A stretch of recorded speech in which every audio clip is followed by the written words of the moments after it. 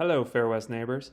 This is a recap of the meeting that the Neighborhood Association had with a couple of employees from the Albuquerque Community Safety Branch Division Service, which is a part of the city of Albuquerque. What is ACS? They came out to our Fox Park this past weekend and told a small collection of neighbors in a really interesting conversation a bit about who they are, what they do, why they're important, and what to look forward to.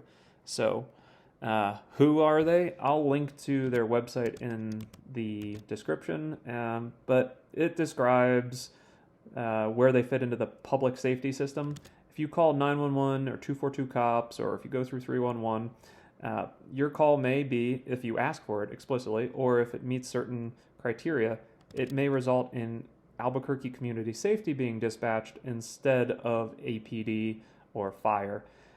They deal with behavioral and mental health and social service issues in a non-violent, non-medical kind of fashion. They don't carry any weapons. They are dressed in a relatively casual way. You might have seen the SUVs that they drive around. So that's a very high-level description of who they are.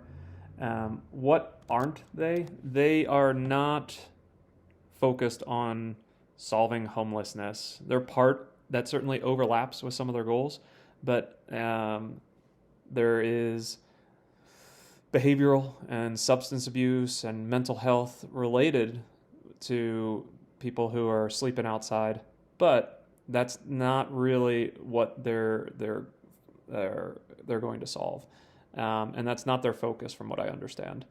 Other examples of what they do, I was told, they prioritize suicidal concerns. So if you have a family member or friend, or you know of someone in that situation, they can come out with a much that's their training is focused on trying to keep people safe.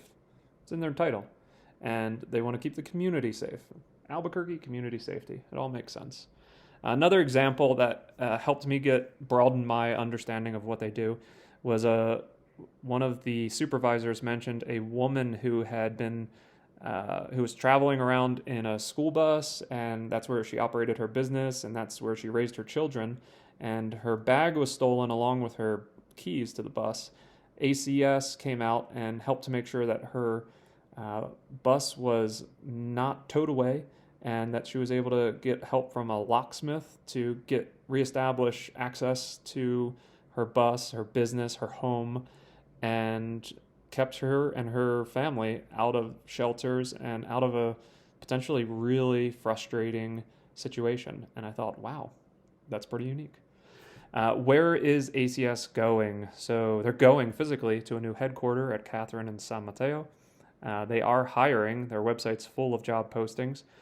They've expanded to 24/7 coverage in the 2.5 or 3 years that they've been in existence. They've been adding more and more to their coverage hours. And there was some mention of their response time. It sounds like their response times used to be pretty quick. However, now as they're handling thousands and thousands of calls coming through the 911 and 242 and all the other systems, it sounds like their response times are not keeping up as well, probably while they're hiring. And also they mentioned they can spend hours with people trying to help resolve situations. So just keep in mind that they're a different kind of service, and expectations might need to change along with that. I'm going to ignore that phone call for the moment. In the future, I am going to have coffee with the cops and invite ACS to overlap at the same time. Those can be complementary services, potentially. And so I think it would really make for some interesting conversation. If you agree, you should come out. And also, we'll have donuts. Hope to see you there. If you have any other questions, please feel free to email me. Or come out to the next event, which will be in early May for Coffee with Cops. We'll have other stuff on a weekly basis. Bike ride this Friday, trash cleanup on Saturday. Too many things. Come to at least one. Thanks, bye.